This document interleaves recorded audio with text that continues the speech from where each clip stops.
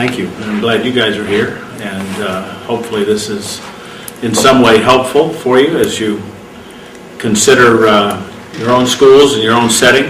Let me just kind of plow through a few things. Our administrative considerations, a lot of this I'm sure Ernest has already mentioned, and it's already come up in the sequences because they're really much the same. I don't know that from an administrative standpoint it differs a great deal from the IT director's position and his or her perspective, but there are, I have three different areas of consideration or concern that I'd like to mention, and then maybe I can plow through what I see as the steps to implementation, and then a couple of things that are left undone here at GCA yet that we haven't solved, or I don't think we've really dealt with completely. On administrative considerations, the first to me is faculty readiness and commitment. If that's not there, then it's a waste of time, and it's going to be a colossal waste of money. If the faculty have a desire to see this tool in their classroom and used on a daily basis or a regular basis, then I think you've got kind of the first step. So I had down as the first step a desire on the part of faculty. The administrator can want it all she wants or all he wants, and the board might want it, but if the faculty are not committed to it, or more importantly, if they're committed to not use it, then it isn't going to happen and it isn't going to work. So there has to be some training. There has to be, I think, in addition to desire and training on the part of faculty, there has to be, and I put it down as a pledge almost. I don't know what else I mean, that was the best word that popped into my head. A pledge that they're willing to modify what they've done. Now, we had some discussions among our faculty, a couple of faculty that have, especially one who was at Madison and has used this, and you'll meet Bruce this afternoon. He's used it in two different settings in a one-to-one program, and he disagrees with me in that when I've said to teachers, I think you have to be willing and ready to change the way you teach. Bruce has said, no, you don't have to change the way you teach. Well, I disagree. I think it does represent change, but I think change is good, generally. And teachers should always be looking for ways to improve what they're doing and change what they're doing.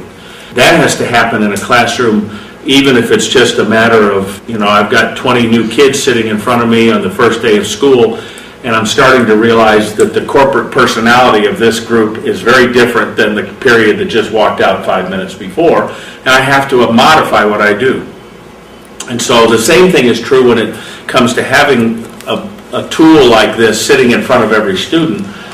The teacher has to modify the way they do things because it's a new tool and it's a powerful tool. So anyway, I think there has to be a pledge to say, I won't do business as usual day after day. I'm going to try some different things because I now have a tool at my disposal, at the disposal of my students, that's new. And there has to be time. Ernest at numerous points thought I was rushing the project.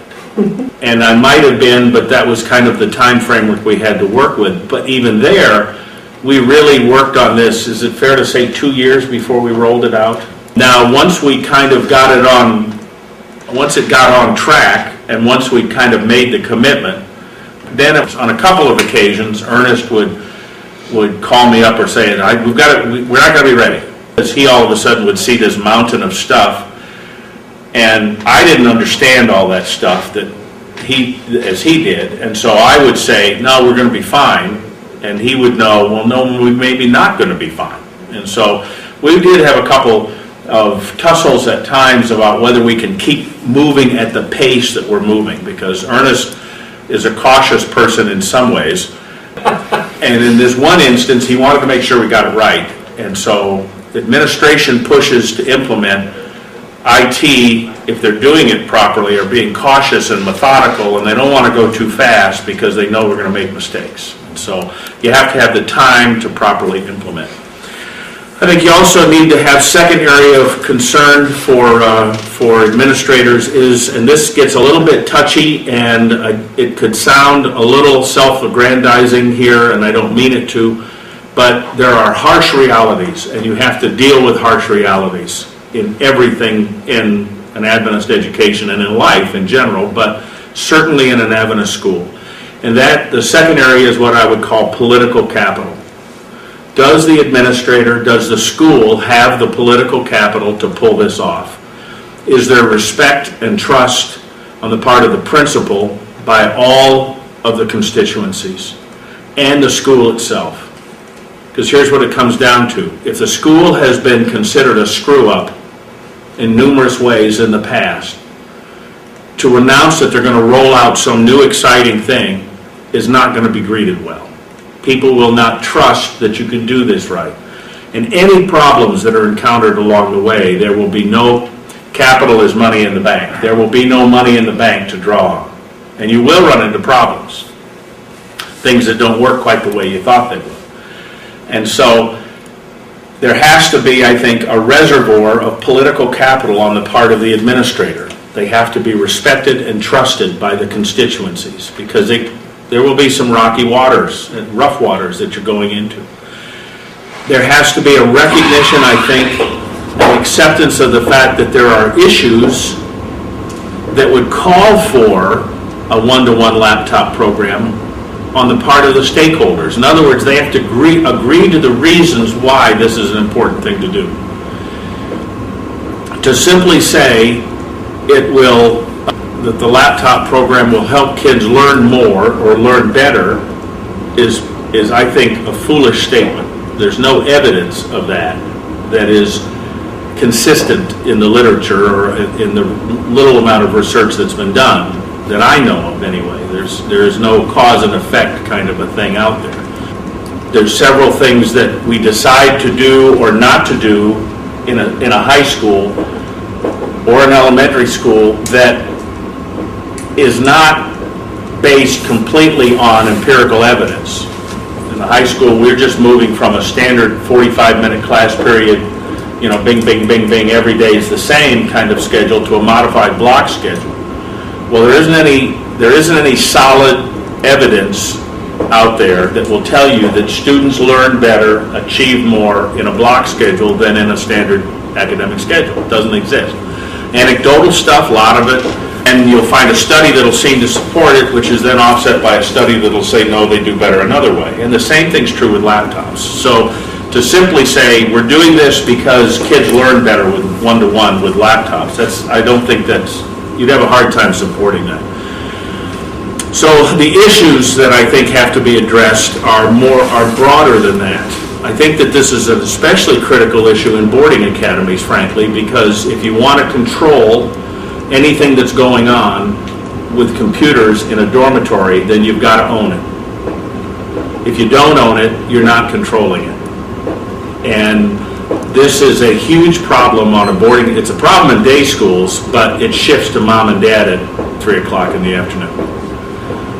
In a boarding academy, it's there all night long in the dorms and all weekend as kids are passing all kinds of trash back and forth to each other and whiling away the hours playing games, unless you just don't allow computers at all.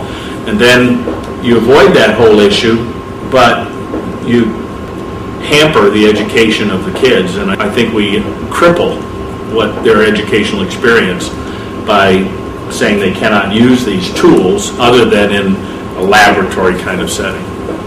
So a recognition of the issue.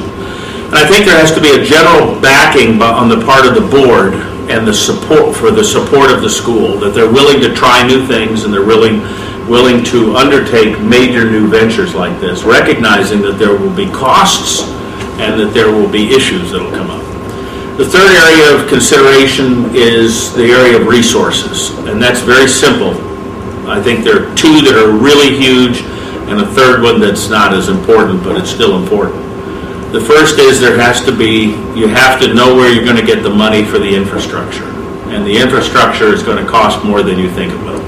The schools that Ernest, I'm sure, has talked about that have rolled out programs that haven't worked well, it's almost completely because of infrastructure, or at least that's the majority issue. They haven't spent the money they should have spent to make sure that 30 kids can log on at the same time, and that it'll actually run for a while. And as an administrator, to be a part of spending a couple $100,000 and then not have it work that administrator shouldn't stay in their job, because that's incompetence. And you need to have the board backing and support, but you need to have the resources and the funds for infrastructure, and you have to be realistic about what it takes. The second one, which goes closely along with the first one, is that you have to have competent IT staff that knows what they're doing. And if that is not the case, and you have somebody that has all the good intentions in the world but doesn't frankly have the expertise, then you have to hire it. And you have to be prepared to hire it on an ongoing basis. And I think this is a critical area in Adventist education, because I think there are schools that do the best they can, but they hire people that are in over their heads. It may not be in this area, they may be really good at other stuff, but they don't know. This was not an area of expertise for our IT director. Laptops were not his big thing. When I came here, he didn't want them on the campus 7 years ago. This grew, and he learned along the way, but I had confidence in his ability, the board had confidence in his ability, and he demonstrated throughout the process that he was educating himself so that we weren't going to get in and make a major blunder along the way. And that was what we both agreed, and that had to happen, is we had to spend time and energy making sure we understood what works and what does not work, and when it fails, why does it fail. So we did a lot of looking at other schools, and especially Madison Academy was very helpful, because they were able to, we went to school on their putt. But if you don't have competent staff and you can't get it locally, then it's, you're going to make some huge mistakes. The third is you have to have, I think, the physical environment in which to be able to handle the stuff and do the work, which for us was also an issue that we were able to solve over time. There's some steps, I think, that have to be followed when you're trying to implement this thing, and again, they're the obvious steps. You start, I think, with a feasibility phase. The feasibility phase is where you're trying to answer those questions that I just talked about. You do not start by announcing. You don't start by, trying to see if students want it. Let me pause here for a moment and say something about that. I don't think a one-to-one laptop program done properly is a good recruiting tool.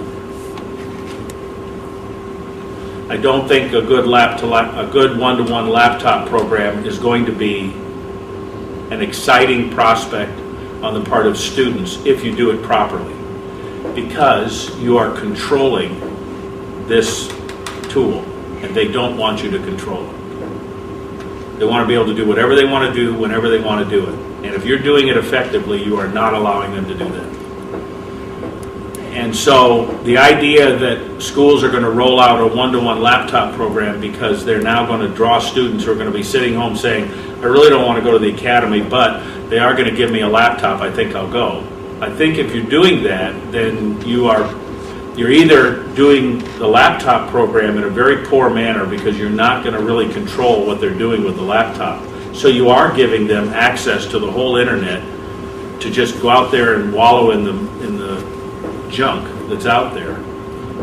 Or you're being less than honest with them about the fact that we're going to give you a laptop, but you're not going to do what you think you're going to do with it. You're not going to play games with it all night long. You're not going to watch whatever movie you slide in the drawer. You're not going to go off to the internet and just pull up all kinds of trash. And if you remove those three things from most high school students, you've made this thing still a good educational tool, but it's not something that they're going to have a whole lot of fun with. We're experimenting. We have experimented with iTunes this year and access to that, and as Ernest has probably told you, we're going to open up Facebook for the top tier students, see how that goes. So it will be probably more of a tool, but the idea that somehow, we're going to just hand you a laptop and it's just you're going to do whatever you want to with it, it'll be yours, you can take it home and have all kinds of fun with it. If you do that, then you're not doing it. In my opinion, you're not doing it properly, because you're giving a kid a tool that they probably can't control, and they're going to get themselves into trouble. And it won't be long before you'll be getting phone calls from the principal saying, this parent called me, caught their son with hardcore pornography last night on our laptop. Why aren't we stopping that? Why is that not being controlled? And then the school property, it becomes a funnel of trash. And that's a pretty serious problem. It can even be a legal problem. And so I don't think it's just a matter of it's a good thing to control. I think it's absolutely essential. If you can't control it, then you probably have no business doing it. So the idea that we're having enrollment problems, let's roll out a one-to-one laptop program and kids will come running, I think is a bad idea. It wasn't why we did it. And frankly, the way I postured it with students when we were going public with it, Ernest will tell you, they did not like the idea. The way I talked about it, the kids were not happy. Now, I was surprised they were as unhappy as they were at the whole prospect. But they early on recognized that what the grumpy old man is talking about is taking away my fun. And it's going to be a lot harder for me to watch movies whenever I want or play the games that I love to play. So, you have to do a feasibility study, and you start, I think during a feasibility study, you do start to test the waters in what I would call widening circles of involvement with the school. I mean, I think you talk to faculty first to start to determine whether or not it's feasible to have a laptop program, and they become the first. If they're not interested, then you just stop. It's just not worth it. If they are interested, then I think you can start to explore what that really means, start to bring people in to talk to faculty about how this impacts the classroom. Then you also can start to talk to board members, start to talk to influential parents, home and school people in the constituency to determine the level of support and the desire that might be out there, because you're going to have to find some money. Second step, I think, is to develop an IT plan with costs, accurate costs and timelines. I put on here parentheses 20% more. I don't know if that's an accurate number, but it's going to cost more than you think it's going to cost. Then you can also go back and pull out all the fluff that the IT director put in there. Seriously, it does cost more than you think, and so you have to start to get an accurate cost and accurate timeline, so that when you're talking to people, you understand what you're getting into. It's not a matter of, we've got 100 kids, the computers cost $800 a piece. That's how much we need, you know. Oh, and the router will cost $59.95 at Office Depot. There are schools that do that, but you know, it's going to be a lot more than that. You also start the process of training and education and in-service would be my third area. You start making sure that everybody knows what they're going to get into. This is before anybody's spent any money or made any lasting commitments. But after you're at about that point of commitment, then you secure funding and you find the money for infrastructure, the hardware and the software. And I think that's where Ernest developed a big list, and he put everything on the list that he wanted and that he thought he needed, and then we pared it down to what can we get by with. Do you still have that list? I do. Yeah. Could we get that? I can get that for And you. what did we leave off that list? There were a couple things we took. Well, I can tell you one of the things, and it'll come up later, not in the first year, but this classroom is an old home ec classroom, so there's lots of plugs around the outside. That classroom 7 is the old computer lab that was originally the typing classroom. So there's electricity there. But the other classrooms do not have a lot of electricity. And when the batteries are new, you're kind of okay. Haven't had a big issue with it this year, I don't think. But in the year we had 2 that failed. Yeah, as time goes by, more and more kids won't make it through, especially when we go to an 80-minute class period. They're not going to make it through that. And so we had on the original retrofitting all of these classrooms with a lot more electricity so that it was accessible and kids could plug in. We didn't end up doing that because did we do it to any rooms? We just got the electricity there, Okay. so that way we can go back and we can go from there. We had to just get enough electricity to the upstairs in the building, and we did that. Yeah. But we didn't actually wire in the rooms. Yeah. So there's a few classrooms where kids can charge battery on the laptop, but there are a lot of them, and they could conceivably have 3 or 4 classes in a row where it's going to be hard to have access to a plug-in, and that's going to be an issue. But we took that off. There was originally 20 grand, I don't know what it was. It was a chunk of change. 25,000. To do that, and we took it off. Simply because I started to see where we could find about 100,000, but I didn't see where we could find 150 or whatever it was. We took off some software too. We took off some software, and we took off some licensing, and there was we also looked at the option of taking and putting batteries, or having battery packs to switch out batteries for kids, and having some locations where we could have some charging centers and stuff like that. We took those out, and that equaled up some more money. So we started with our big list of everything we knew and wanted, and then we worked it down from there. Fifth step, I think, is you install hardware and you test it, and you make sure it's going to work. And then you roll the boxes out, obviously, and it was a lot of work the first summer. A year ago, Ernest and his crew were very busy to get 290 laptops ready. And then you're constantly evaluating and refining the process. You never stop evaluating it and refining it and making the changes you need to make. The remaining issues, the stuff that I think is kind of hanging out there, this is the one that bothers me the most. Nobody lost their laptop last year, first year. They're going to this year. They just know somebody's going to lose one. And right now what we're saying to people is if you lose it, you got to pay for it in full. That's going to be a big pain in the neck. You just know what's coming down the pike on that. When you have to look at mom and dad and say, you owe us $1,000 or $800 or whatever we say it costs.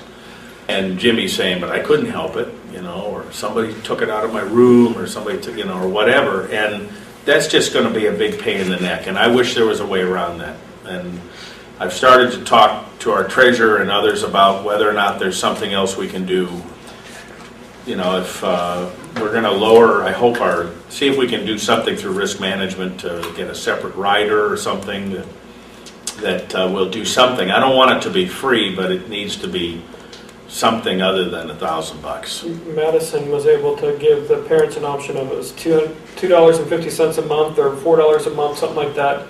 That they could buy an add-on insurance policy. That's a good idea. And then it lowered it down to like a couple $100 or $100 deductible or something like that. So that is one thing that Richard shared yesterday. Who's up there that knows about that? Their treasurer. Their treasurer does? Their treasurer. All right. Good. That's good news. Yeah, I thought that. When he said that yesterday, I tucked that away and said I was going to give you that. But the downside of that, though, is a police report. That's right. There has to be something. So I think the police report's a good idea. Yeah, but then you get a kid stealing them and selling them, and for a couple $100 get a new one. Yeah. So you gotta. They play the system. I know you look at it. They absolutely, but to leave it just sitting where it is for us right now, where you're a parent and and the kid just says, I set it down in the cafeteria. I mean, walk in our caf any day at noon. There's 50, 75, I don't know, of these things sitting on laptops in bags just on the floor. And right now a kid could steal it and sell it anyways. He just wouldn't do it to his. Yeah.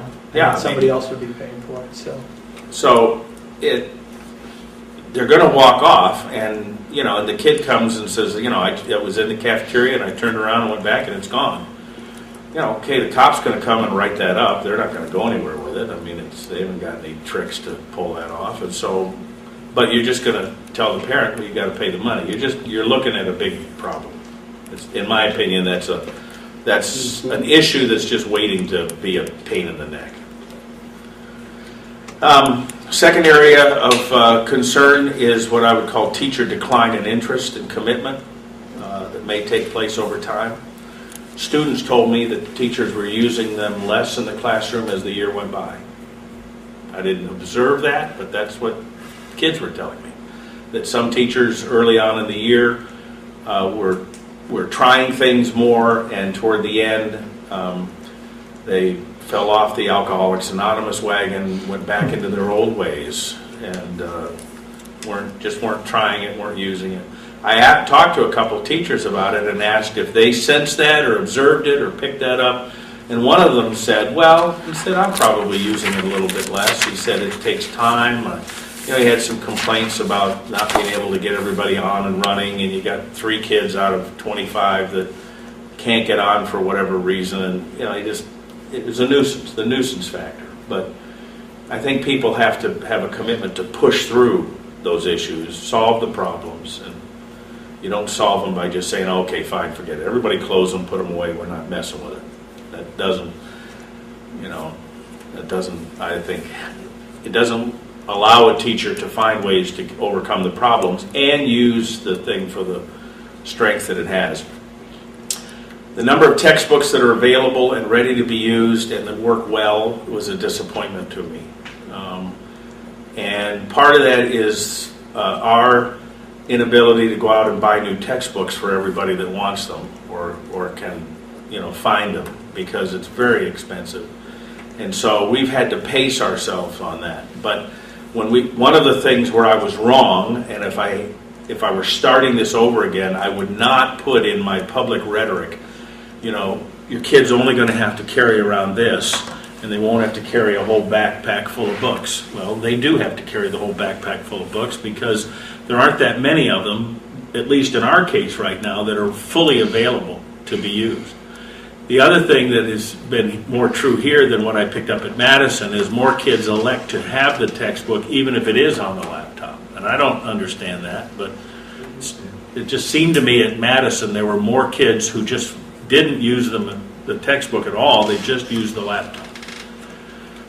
I don't know what that's about, but the number of books that are fully integrated into the laptop so that a student really does not need to have that book, that's a smaller number. Any questions of me? Well, there's an overall issue within any organization. If the organization has huge glaring problems, you don't solve those problems by painting the doors or putting new drapes up or buying laptop computers and going into a one-to-one laptop program. If enrollment's going down and schools have got big problems, administration and the board and the faculty have to work on solving the problems and being harshly honest with themselves about what the problems are and dealing with the problems. The laptop business is, if it's used as a band-aid to try to ignore the cancer, then it's a big waste of time and money. And I think a lot of Adventist schools look at this as enrollment's going down, what can we do? Well, it may be that this would be the right step, and maybe you're banging away at all the other stuff, but oftentimes the administrator has to start by saying, what are the real problems here? What is it that's affecting enrollment? Why do people elect not to send their kids here? And deal with those at the same time that perhaps you then look for enhancements like a laptop program. But it's, if you go about it the other way around, then you could be just creating a whole other area where you could have big problems. Historically, gentlemen, not just in Adventist education, but when I look at other parochial schools, Catholic schools and stuff, if they tried to roll out a laptop program to raise their numbers up at their attendance, it actually did the first year. But year 2, year 3, and year 4, they declined. Sometimes significantly. Madison, overall, its numbers are down. And they've been down for the past couple of years. Not because it's a bad school, but that's partly just because of the demographics. There's no longer an Adventist hospital there. The hospital was bought out by someone else, so a lot of the Adventists that were in the area moved out of the area. So, that doesn't change their demographics. They aren't going to go off the laptop program because it's an integral part of the school, but it didn't boost to record enrollment and maintain record enrollment. It did not do that. There's a couple different Catholic schools that I've investigated that had the same type of issues. where they went into it and they thought that it was going to really bring up the enrollment. It did not, except first year it did, because there was kind of a buzz. Another Adventist school that was north of here that had issues this year, it boosted their enrollment this year. You know, they pulled it before next year. So I'm sure that's not going to help enrollment. But, you know, these are some things to realize that over the long term, it does not pull. There's enrollment surge that we had at GCA to the laptop program. It had nothing to do with it. And I think we may have even lost a few kids because some of them didn't want the controls. Yeah, I wasn't able to document any that we lost. But we didn't lose students when we implemented a uniform program, even though a few of them said they wouldn't come back. They all did. And we didn't gain students out of a laptop program. And I don't know of any that didn't come back where this was the main reason. If some students didn't return, and they might say, well, I don't like this, and I don't like this, and I don't like this new laptop business, so I'm not coming. And then I'd go to the business office and find out they owed us $5,000 and they don't have a way to pay it. Well, forget all the other reasons. We just found the real reason. You know, so it's